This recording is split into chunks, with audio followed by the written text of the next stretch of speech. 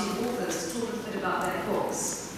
I've learned that Peter and Rani are in some competition in bestseller lists in India. So I'd like to start perhaps with hearing from Peter on The Lady of the Peacock.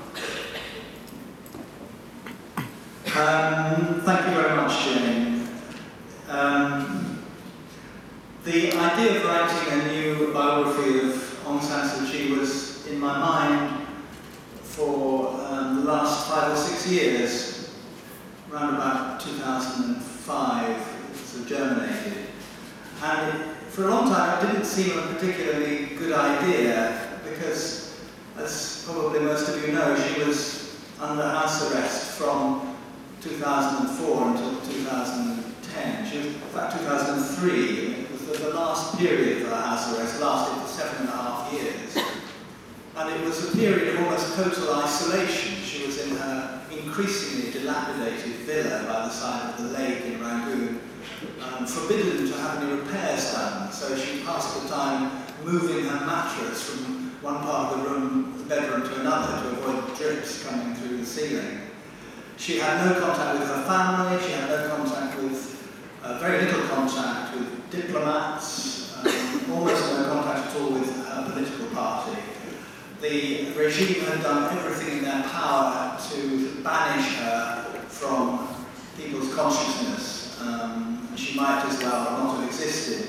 So, as I say, it didn't look a particularly promising idea because, in fact, more than 15 years of her life, since 1990, have been spent in this way, looking out at the lake, entirely surrounded by soldiers and leading a very strange and very lonely life. However, the last year and a half, particularly the last year, have been quite extraordinary for her and also for Burma. She was released from house arrest in November 2010, immediately after a completely fake general election in which her party did not participate. For the first 6 or 7 or 8, 9 months, really, after that, very little happened. I went to see her in March last year, and the National League for Democracy, her party, was still in full swing. They were selling T-shirts with her picture, they were having meetings, but it was like a little island of free political activity in a sea of complete repression. And with no sign of it changing. And then quite abruptly, and really without any warning, in August that began to change, with the president emerging as a reforming figure. And as many of you will have noticed, the political landscape in Burma is completely unrecognisable today. She will be coming to this country next month, in the latter part of June. She'll be making her first ever speech outside Burma on the 14th of June to the International Labour Organization in Geneva. And all of this was completely inconceivable even 6 months ago. So it's a very interesting and exciting moment to be focusing on this extraordinary person and her amazing struggle. Thank you very much, Peter. And Rani, I'd like to hear from you. Thank you very much, Jane. Thank you for having me here at a splendid organisation. And I urge you all to read Peter's book. It really deserves its place in the bestseller list. People are fascinated with Sonia because of her trajectory, so that's what I'm going to go through in my preliminary minutes. For those of you who don't know how she achieved the place that she has now, which is very high on Forbes' most powerful list and Time most powerful list and Newsweek most powerful list. She was born in northern Italy. She fell in love with Gandhi in Cambridge, travelled nearly halfway across the world to marry the son of India's most famous political dynasty. And within the space of 11 years, within the Gandhi family, she experienced 1 fatal air crash and 2 assassinations. She survived all this and overcame violent hostility to become president of India's ruling coalition party, which she's led to 2 victories. I consider that she has had the most transformational journey made by any world leader in the last 4 decades. But it was circumstance and tragedy that paved her path to power, not ambition. And it started off, as I said, when she was in Italy. She was raised by traditional parents in a Salesian convent. And I think that's quite important because that gave her a very solid base, a solid core, happy, secure childhood. And then, of course, when she went to Cambridge to study English at language school, that's where she met Rajiv. And when they got married later on in India, by that stage, her mother-in-law, Rajiv's mother, Indira, was the Prime Minister. And that is really the start of Sonia's political education. It was the best kind of incubation period a politician could ever have. So sitting at her front table, at her dining table, looking after the guests, she would be meeting world leaders and being witness to some of the most important events in India and around the world. But she was a private person. She was happily in love with Rajiv, that he was in love with her. He was a full-time pilot. They had 2 beautiful children, a very photogenic family, and they were very happy just being a family. He would be working on shift and have time off.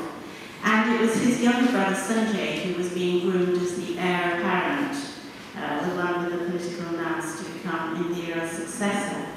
So that was all going on very well, but suddenly in 1980 Sanjay was killed in an air crash. Indira was devastated, and because she believed in the dynastic project, there was a sort of draft Rajiv campaign which started. And so Rajiv was drafted into politics to be at his mother's side and become a full-time politician. Now Sonia, by this stage, had experienced political power firsthand through her mother-in-law, and she knew that there were 2 sides to power. She believed that, used in a good way, she's written in one of her books that power was important as an instrument to achieve a clear goal, to safeguard their political and cultural heritage, to help society go forward. And I would say that's her own philosophy of power. But she also had seen that it was a necessary weapon, as she says, to obtain personal or group dominance, the bad side. And so she resisted with all her might Rajiv coming into power, coming into full-time politics, and failed. But when he did come into politics as a full-time MP, that's when she really started to work with constituency and work hard and learn about grassroots politics. And in 1984, as you all probably know, her mother-in-law was assassinated by Sikhs. It was the age of terrorism, and Rajiv was asked to become Prime Minister the very same day. Again, Sonia tried to resist as much as she could. With the amount of terrorism and assassination threats surrounding them, she knew that he would become #1 target, and she failed, of course, as well. And she knew that he would be killed, and although he was Prime Minister, and she learned to be Prime Minister's wife, travelled the world with him very effectively, in 1991 he was cruelly assassinated by a Tamil tiger. Now, this is also, I would say, the start of her political kind of real political trajectory here, because although he had been assassinated and she was a widow, during her mourning year, she set up the Rajiv Gandhi Foundation with Rajiv's friends, and they knew that at some point she might be asked to step up to the table, although she refused to come into politics at this stage. And so she would learn to conduct meetings and chair meetings. And in the beginning she was very quiet, but she would over time learn to interact with the likes of Kenneth Galbraith and John Kerry, Mandela, Hillary Clinton, and so on. And so by the time her mother-in-law's party, the National Congress Party, was kind of really disintegrating towards the late 90s, and she really was asked to step up. She agreed, and by that stage she'd had quite a long sort of tutoring period. And as you all know, she was first leader of the opposition as she stepped up to lead her party and become president. And in 2004, led it to a resounding victory, which she managed to repeat in 2009, turning down the post of Prime Minister, but retaining utmost power nonetheless. Thank you very much, and I think it's on that note of utmost power that I'd like to start off our discussion, because these were both two women who, for most of their lives, have been housewives. And what I'd like to ask the three of you is how you think their personalities have been changed by the acquisition of so much power. Perhaps, Mukulika, I can start with you. We haven't heard from you. Okay. Just to that, if I may say, I think it's interesting that we're discussing women power in politics on the back of two biographies, two excellent books worth reading. I recommend them if you haven't read them. You do learn a lot about these women, and it raises the general question, I think, about women in power, whether they are bringing anything, especially as women, to politics, or is it indeed what is interesting about them, their biographies. And both the books, I think, demonstrate this very clearly, that often women in positions of prominence have extremely interesting histories behind them. So themes that of course exist in male politicians' lives, like family and kinship, or distrust, or loneliness at the top, and so on, seem to become heightened in the case of prominent women. And Aung San Suu Kyi's story is dramatic in the same way, and Sonia Gandhi's in completely different ways, but also very dramatic. And thinking across Asia, since we've been thinking across a wide range of countries, right from Golda Meir in Israel to Kumara Tungi and her mother, Mrs. Bandaranaike in Sri Lanka, Benazir Bhutto, Corazon Aquino in the Philippines, Megawati Sukarnoputri in Indonesia, and of course Sonia Gandhi, the two Khaleda Zia and Sheikh Hasina, that's right, Sheikh Hasina in Bangladesh. All these women, as well as a handful of very powerful politicians in India, alongside Sonia Gandhi. Sonia is interestingly surrounded by 3 or 4 women who are in charge of big states. Delhi has a female chief minister, Sheila Dikshit. Mukulika Banerjee is chief minister of big states the size of European countries. So this is a Merkel kind of fit in the Asian context.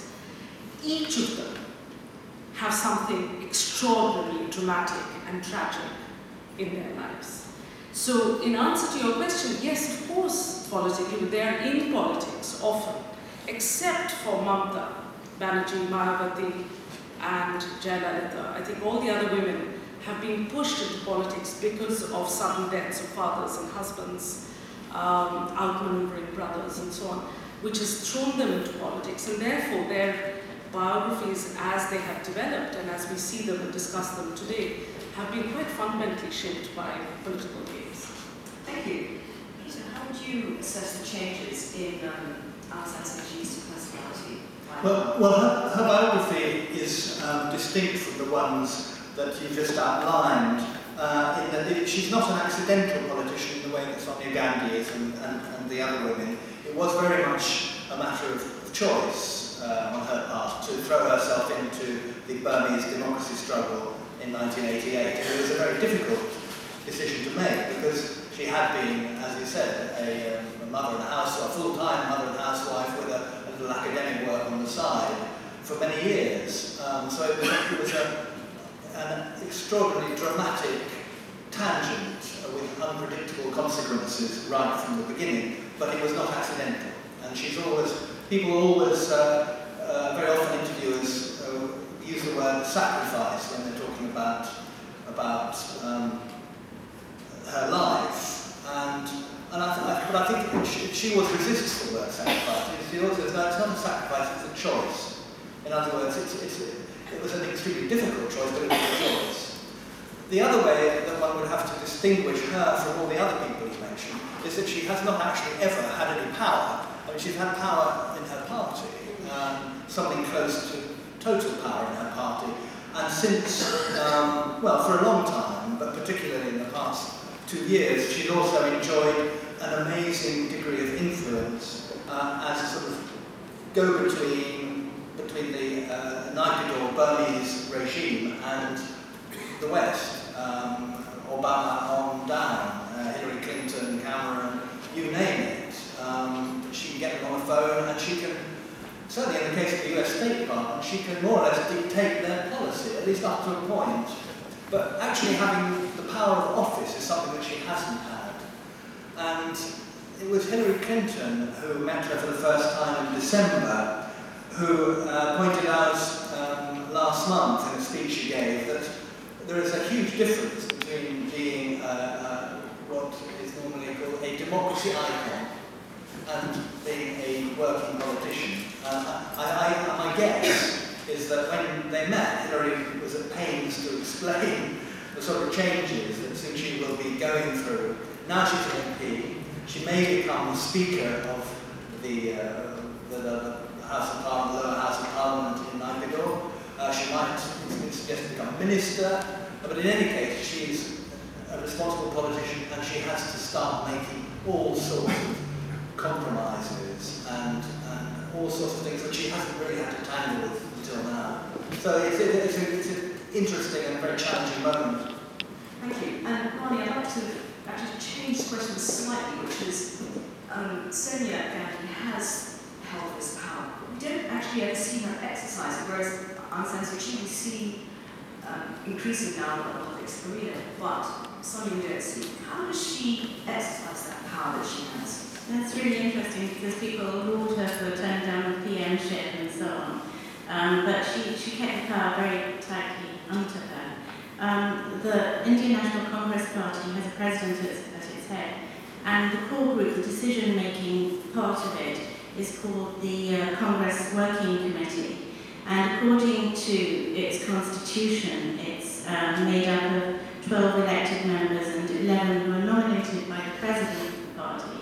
And since Sonia came to power took over the presidency in 1998, there hasn't actually been any elections for members of the Congress Working Committee, which means that every person in there is beholden to her for their political future.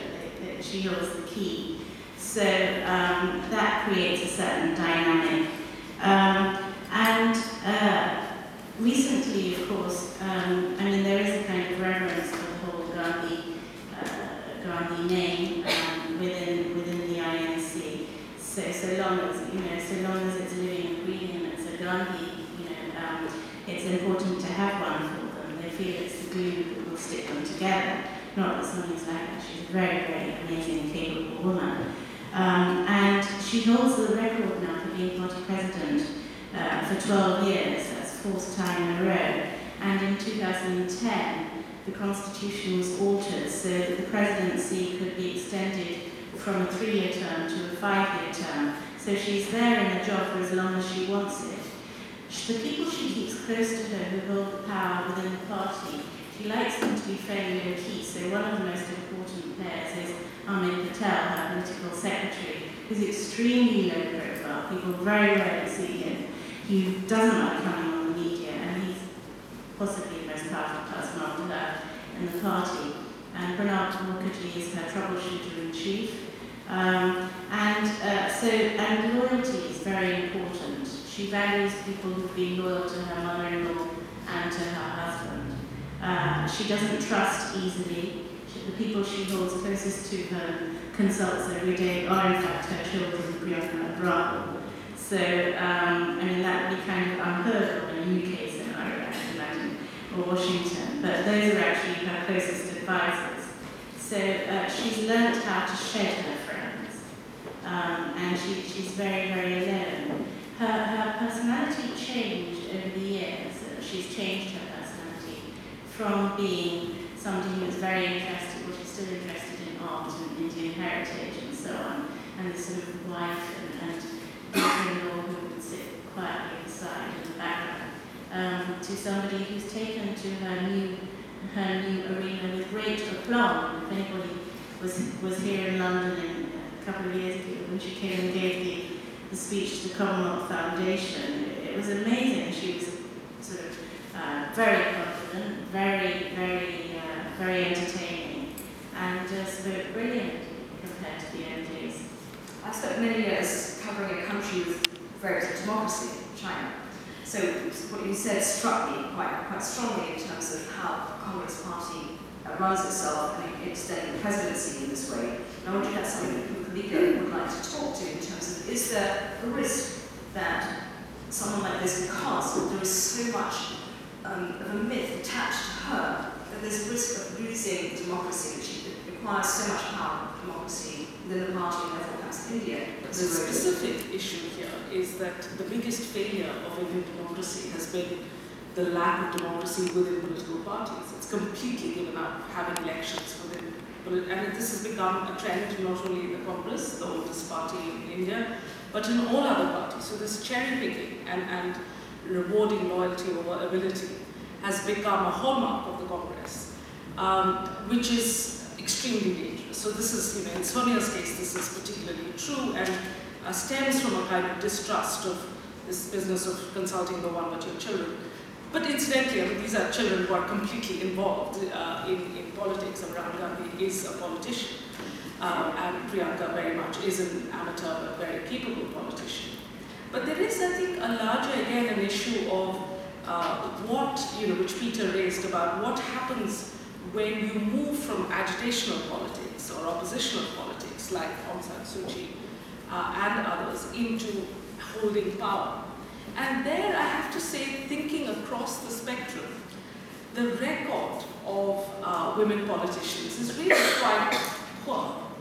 They have been just as dictatorial, just as overtaken by hubris of various kinds. Again and again and again, we see this in Bangladesh oscillating between these two women. We see it in Sri Lanka. Sri Lanka is slightly better, I have to say. But Benazir, her record, the excessive, it's a story of excess in so many ways, of money, of power, of paranoia, it's constant excess. And that makes you wonder, we shouldn't be too harsh judging them simply because they are women. In a sense, they are no different from their male contemporaries. But do you think that perhaps this excess, and perhaps Rani would like to ask this, comes from the fact they haven't actually fought their way up as politicians as the men in their families did, and this is just suddenly arrived at their doorstep and they've taken up without that learning process, the difficulties that their menfolk encounter? I think in Sonia's case there was a huge learning trajectory that I've outlined, and she has really worked hard at it, as Rajiv did, because he was just a pilot, he wasn't a politician at all. And so they really learned on the job. I think without making any excuses for anybody, I think what you're subject to in India is the vagaries of the situation. Political parties need to be funded, and they have a certain way of working. In the case of Indian political parties like the INC, there's a cult of personality which emanates from the leader. So rules and things like that are sort of subjugated to what the leader wants and says. So I think it's a question of whatever your philosophy may have been before you stepped onto the front stage. Once you're there, you realise that there are certain limitations. I'm not making excuses. And then in the case of the Indian National Congress, they're part of a coalition, and they're not. They are not absolute power holders. People like Mukulika Banerjee and Chief Minister Bengal has huge spoiling capacity. She is very powerful, and so by having coalition allies, they can't have people in cabinet necessarily that they would like to have, because they have to make places for the coalition allies. So to a degree, and this is where Sonia's strength comes, she has sort of fitted herself to the job, and she's a super manager. That's what she She's good at horse trading, she's good at making friends, and she's good at playing people. She's good at walking across the aisle and inviting people for tea and dinner, and in order to secure votes. Peter, actually, I'd like to ask you something slightly different in terms of the iconic status that Suu Kyi holds. Do you think that for her is a risk? Is she starting now to make certain compromises, as has been discussed, that possibly she's now making compromises in order to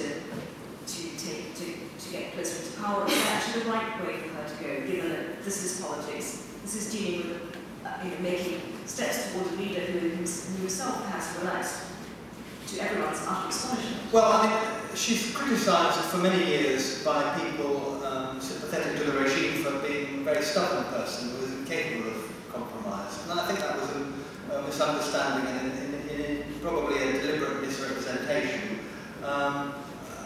She has in fact shown a willingness to negotiate with the other side of the regime well since, right from the 1994 the first time, and then in 2003 she very nearly came to an agreement until Senior General Thatcher took fright and aborted it. So she has recognised for a long time that you can't actually preserve your naive ideals intact and get anywhere. That particularly because she is so closely wedded to her ideals of non-violence, she was never proposed to take over by a coup d'etat or violently. And so that really does involve coming to terms in some way or another with the people who hold power. So we're looking at a sort of analogy to the Nelson Mandela, Willie de Klerk sort of arrangement, which will be inevitably messy and imperfect. And we see this already in the fact that despite everything that's happened in the past year, there is still a very nasty civil war going on in the north of the country, which is getting worse, not better, in the Kachin region. Some political prisoners are still in jail. The media censorship has been modified, but it has not been lifted. The machinery is still there. And even the most celebrated achievement of the president, which was the suspension of work on the Sonia Dam on the Irrawaddy River, which was very controversial. He suspended it last year, saying that it was against the will of the people, which to me and many others seemed to be a real indication that the wind had changed in Burma. But it was only a suspension, and it is now being looked at, and it might well, the construction of the dam may well start again. So she is now in the thick of all these very, very difficult issues, where the sort of broad brush answers, which when you're leading a beleaguered opposition party come to hand, are really not less and less use. Since she's actually so very much at the forefront of breaking news, I would like to ask you actually a follow-up question to that. Yeah. Which is, do you think that she perhaps feels that things are running too fast in terms of the lifting of sanctions, US recognition? Well, there was. I think that's the case, actually. Yes. I mean, she's always been aware that sanctions were really the only weapon that she and the West had to lever the regime into making serious changes. And she's been talking over the past year about there will come a time when sanctions should be lifted, etc. But I had the feeling when she was at that press conference with David Cameron a few weeks ago, and he announced, to my consternation, and I think the consternation of many, that all sanctions were to be suspended with the exception of those relating to the arms trade. I thought she looked uncomfortable. And last week, she said in a video linked to a conference in Washington, no, these reforms are not irreversible. A couple of days later, Hillary Clinton flatly contradicted that, announcing that America was following suit and really doing essentially what the EU has just done, suspended practically all sanctions.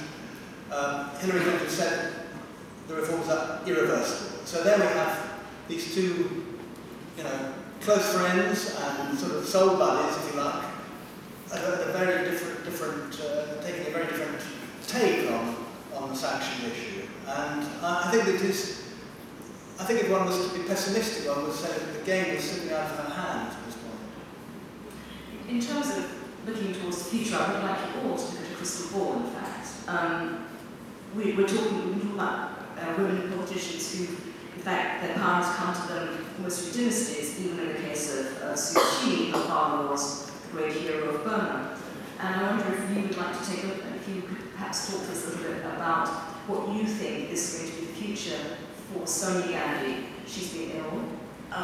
Is it that she is perhaps holding this position in trust, or as a legacy for her children, and how do you see Rahul and Priyanka taking forward? And Priyanka is very much the political brain of the family, I would say. Sonia has been ill, but in recent state elections, those close to her tell me that she has been campaigning just as vigorously as she ever did. So, and when I look at her and study the videos and her speeches now, I don't really find any difference either in her appearance or in her energy or ability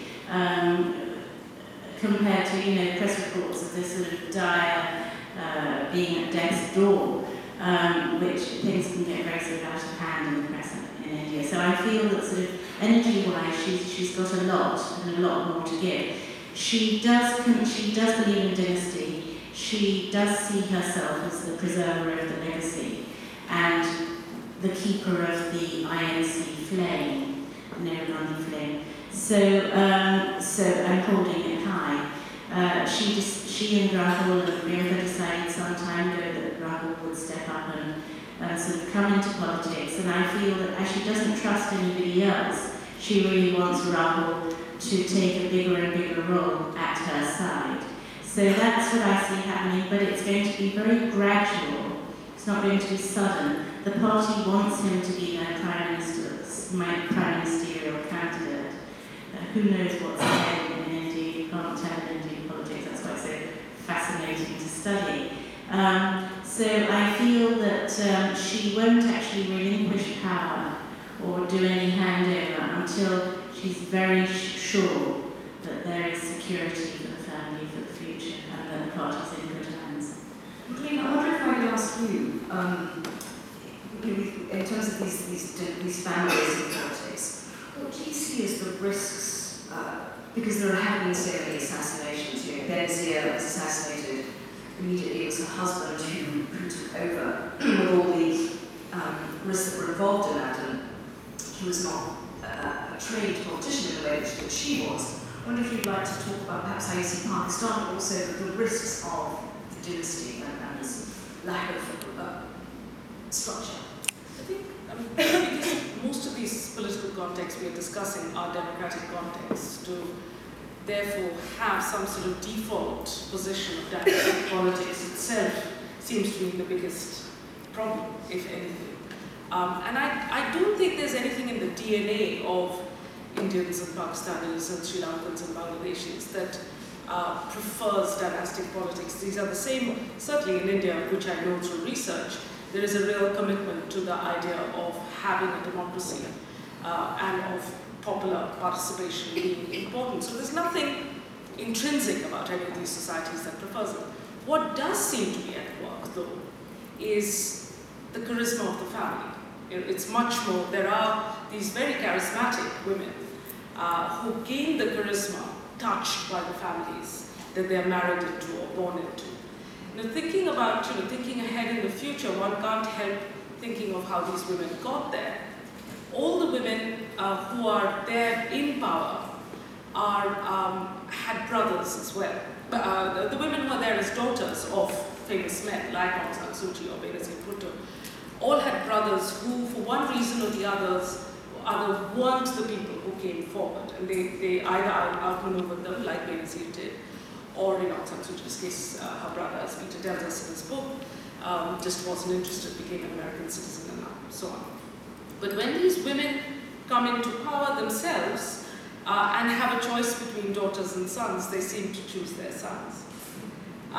Which is an interesting trend, I think, and it doesn't seem to have an exception yet, but I'm sure somebody will think of an exception, which is good. And it says something about how women see what politics is about and whether they think if it is about dynastic politics, it's ultimately a patriarchal dynasty that we're talking about. So actually having women there is not shifting the game in any sense. We're playing exactly the same game with women who are trusted to these positions. So I think if it has to be dynastic, even within dynastic politics, there's no radicalism. And dynastic politics itself is extremely anti-democratic. Thank you very much. That was extremely interesting. And I'd like to perhaps give a chance for our audience to ask you a few questions. Please. We're going to steal one of the microphones, if you don't mind sharing. And there should be someone who's going to wander around with this. So, if you wait for the microphone. Tell us who you are. Yeah, my name is Vinny. So in my mind, both of you are speaking such authority about your subject. And my question really was, how much access do you have to them, and how did you really get to know how they're thinking? In the case of Sonia, there hasn't been an international biography written about her outside India. There have been a few in India, not a fact-based one. And so I was really it was like climbing Everest, really. So there was a huge responsibility I felt. And then she's notoriously private. She doesn't like the idea of being the subject of biography. So it wasn't an easy ask, really, at all. And though I met her, she didn't want to talk about answering questions. So the way I did it, I kind of adopted a sort of typical BBC approach, kind of Shaka Zulu attack approach, which was to kind of approach from all angles. So I just got as close as I could, using people who were connected to the family, connected to me, until I could answer a whole series of questions. I went out to India with loads and loads of questions to look at various parts of her life, like what happened after Rajiv died, because that's a complete kind of black dot zone that nobody really knows about, to really drill down to that time. So it was a question of being persistent and being polite, and to get the answers that I wanted. And I did, people did trust me. I think they could see that I was serious, and they did trust me with the information. So I even got a member of the Nehru family to talk to me, a senior member, Sonia, who she trusted to take over to become a prominent part of the Rajiv Gandhi Foundation. And did somebody come and say your information is inaccurate, or did anyone dispute what you So it was fact-based, so I did loads of checking, loads and loads and loads of checking. And also where the contributors asked to check their own words, I gave them that opportunity. And has there been any response from the family since the book's been published? Somebody did a book event here. Well, I might as well say who it is. C.B. Patel did a book event here. And before he's a prominent publisher here, newspaper publisher, and he asked for feedback on the book because he also is well known throughout the world. And the word came back that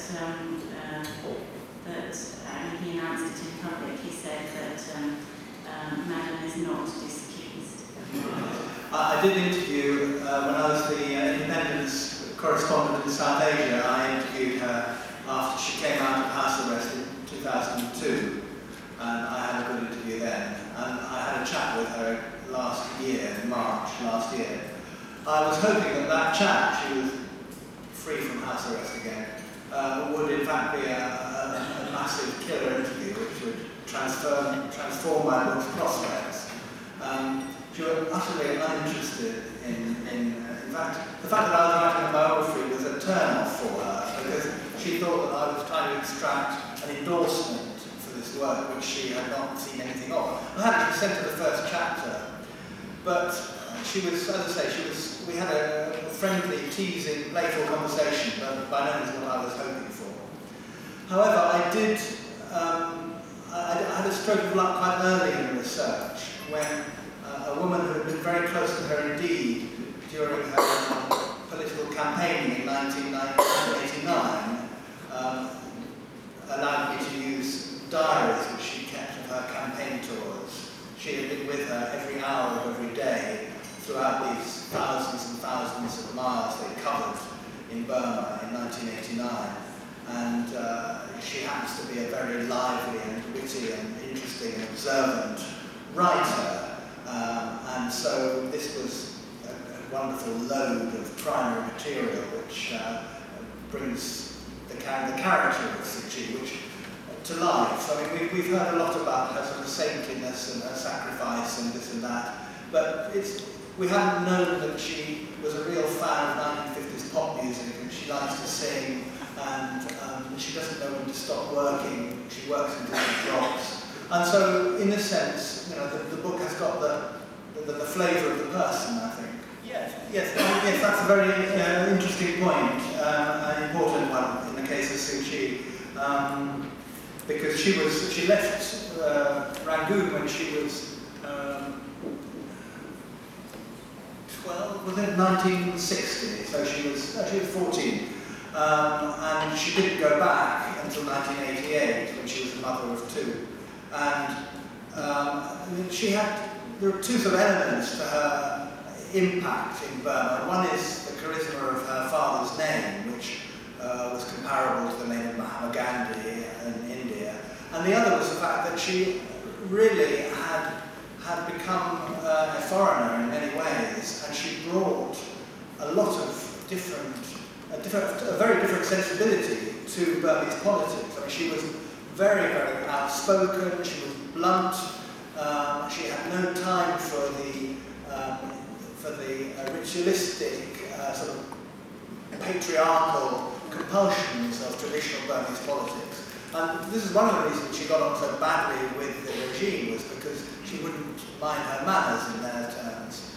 I think in the long term, I mean, that foreignness is probably the most important thing which she has, the most important contribution she's made to the Burmese political life, because she was convinced, before she returned, that there was a way of modernising Burma without betraying Burma's culture and its soul. And this has really been her project, was to bring it into the 21st century without turning it into a place without an identity. And I think that twin goal has a compass throughout. Thank you, Ronnie. It's amazing the similarities between the two, foreignness and how it plays out, because as you rightly say, she was born in Italy and she still has this like Italian accent, and the hostility towards her, sort of foreign daughter-in-law, foreign wife, and all of that, when India itself is such a sort of collection of countries almost, it's such a homogeneous nation, was extremely violent, and it appears that she got used to it, and in her case, because Indira was so passionate about the country, and Rajiv was too, even though he went to university abroad, she kind of absorbed that love and passion for the country from an early age. Indira sent her out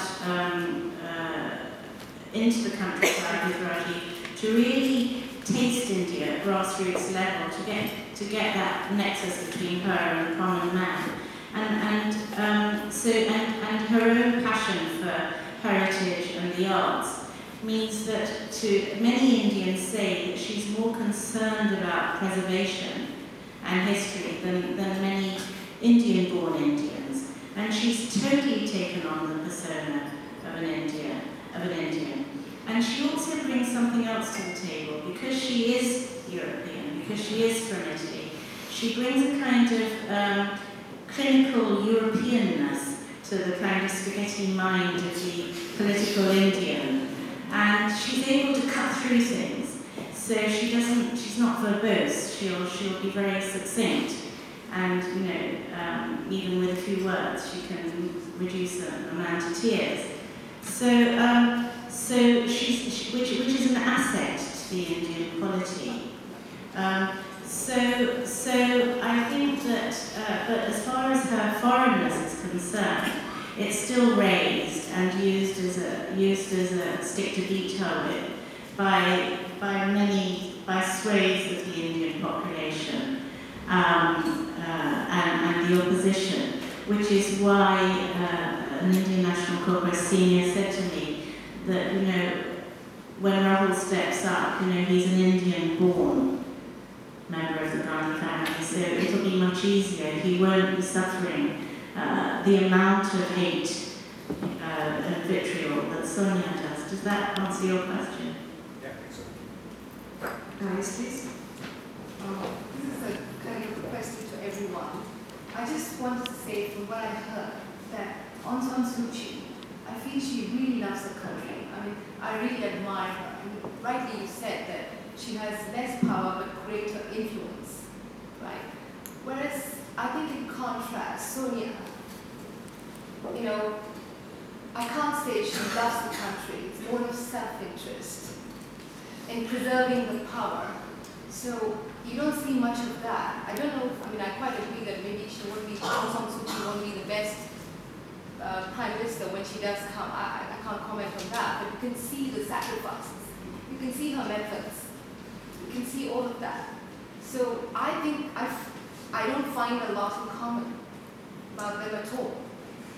I'd be interested to hear your answer on that. And having with the talk, I actually had a very different impression. I'm quite surprised by your question, so I'd like Rani to perhaps address that.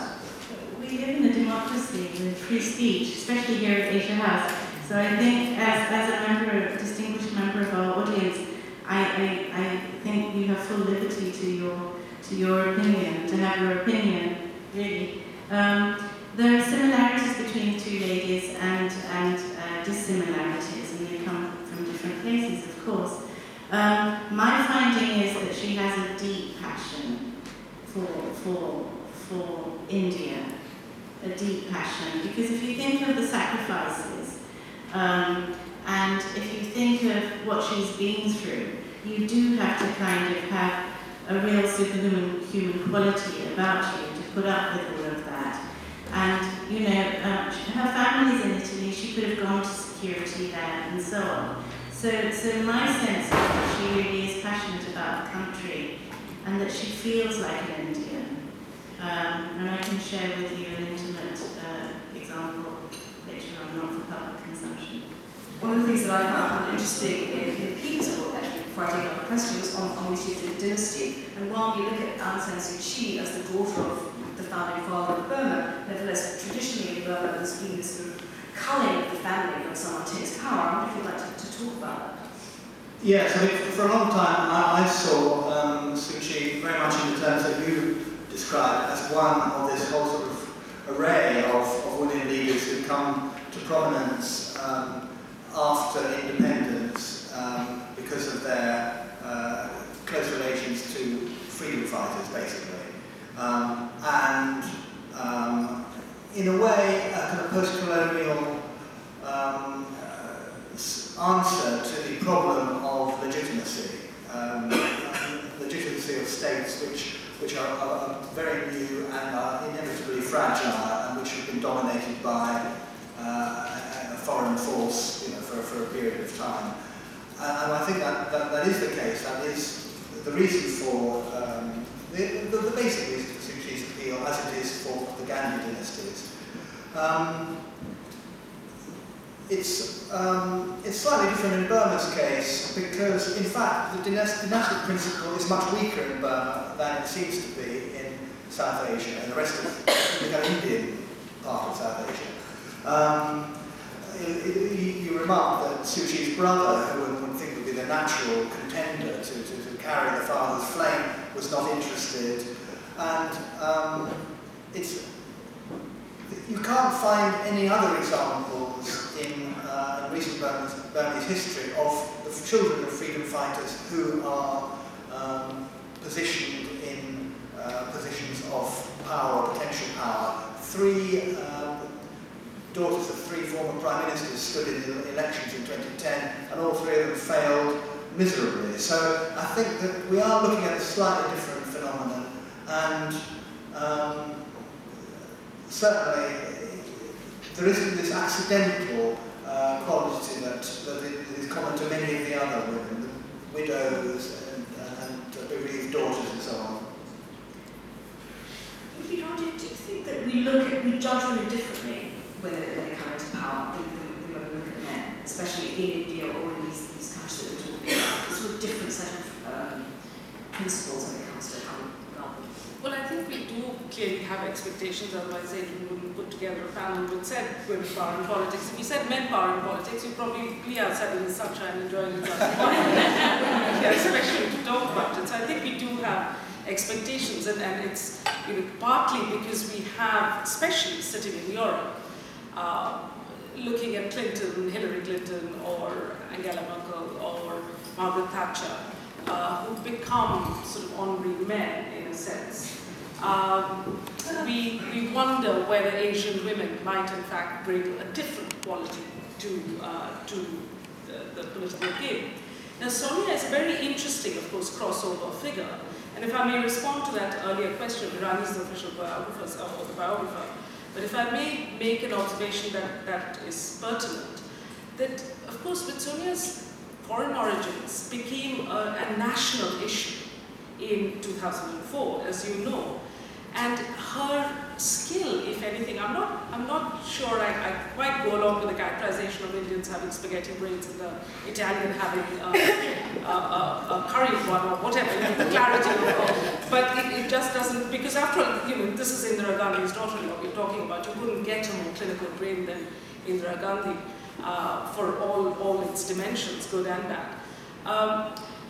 With Sonia, of course, her biggest skill in this, which we may say is partly because she was a woman and women know how to make accommodations within families as daughters-in-law, which she had done, marrying into a completely new culture, is the power of silence.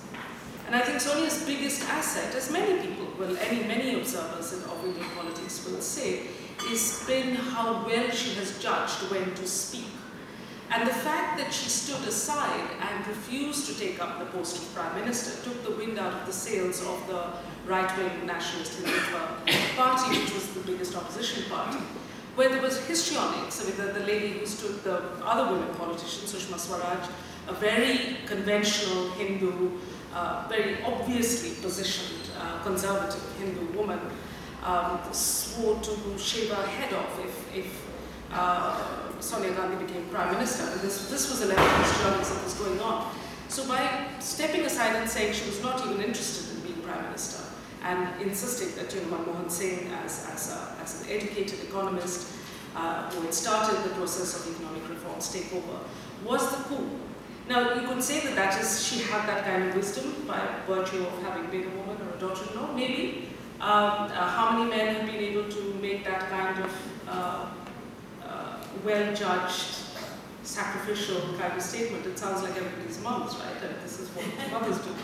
And in a sense, the other popular perception of whether she's keeping a seat warm for Rahul, as somebody observed, in that sense, she's being a very Italian mama or an Indian one. The boys are important. Thank you very much. Do you have any more questions from the Hi, Joe Madison. I used to be BBC's Asian producer a long while ago.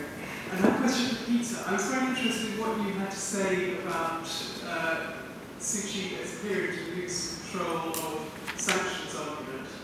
And I'm interested in your having said that she could formally dictate to the US State Department, but she thought that Hillary was taking it further and irreversible. And I know that as recently as March, Herbal Keane, who's been into Burma, as you have, was of the view that Cameron would do exactly what Sue told him. So, what is this really just April that it's shifted? April, May? Can you tell us a bit more about the thinking of having Oscar? Well, I mean, it's hard to know exactly what's happened, but I think the simple fact is that there are enormous commercial interests poised to get into the country, which offers an amazing variety of different business opportunities.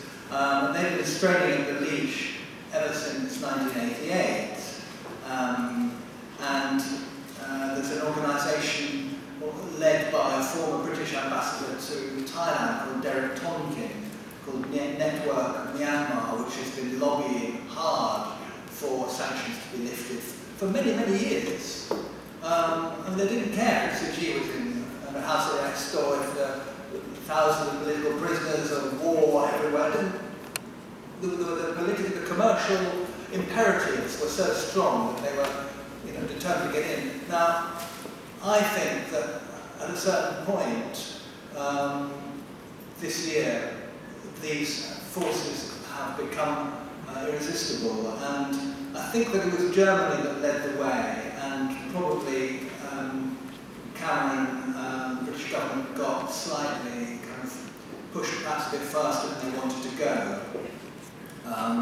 But as I say, I mean, it's extraordinary that a woman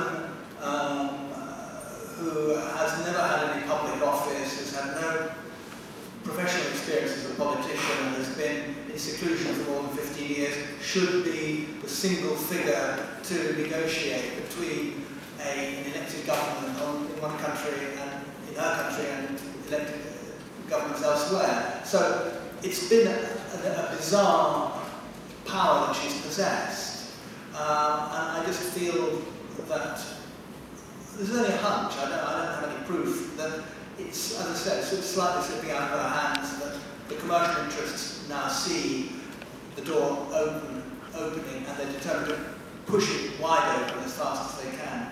So, I mean, the next few months will be very interesting to watch. I think we had one last question at the back. Good evening, my name is Bernard. In terms of these two women in popular culture, specifically film, Peter, personally, how do you feel about the lady, film The Lady, as portrayed by Michelle Yeoh, and Rani? Are there any plans to use your book as an adaptation to film? And if so, who do you think could play some? I haven't been approached by Bernard yet. It's only just come out, so it's a sensitive subject where the Indian National Congress Party is concerned. That's filming portrayals of madam. So I better not say anything at this point, and I haven't been approached as yet. Peter. Well, I had very mixed feelings about The Lady. As you probably saw, it got very bad reviews almost everywhere it's opened. And there are things wrong with it. It's filmed in a rather cartoonish way. And I don't think that there is a very good fit between the director and the subject matter. I don't feel it's the guy who was passionate about it in the way that you might say Richard Attenborough was passionate about Gandhi. But there is one aspect of the film which I think is worth the price of the DVD or the entrance to the cinema, and that is Michelle Yeoh's performance, because she got totally within the skin of Aung San Suu Kyi, apart from the fact she looks like her, but she portrayed the anguish that Suu Kyi has been through over the last 20 years with great power, I thought.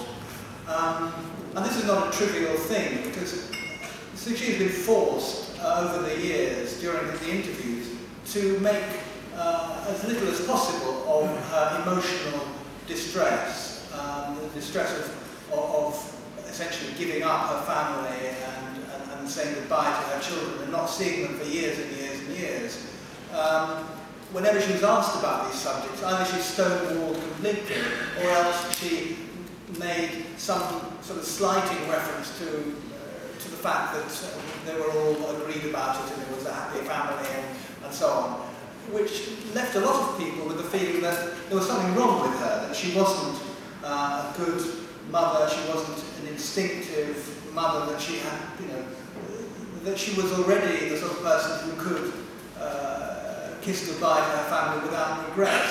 And Michelle Yeoh did her a great favour in portraying the emotional reality of this incredible tragedy which she and her family did. So I guess it's buy the books and go and see the film. We talk about similarities, and there's a nice serendipity that came out from Peter's book, in that which you'll find out about if you buy this book, and that is that Suu Kyi's mother was the Burmese ambassador to India. Which years was it? From 60 to 68, I think.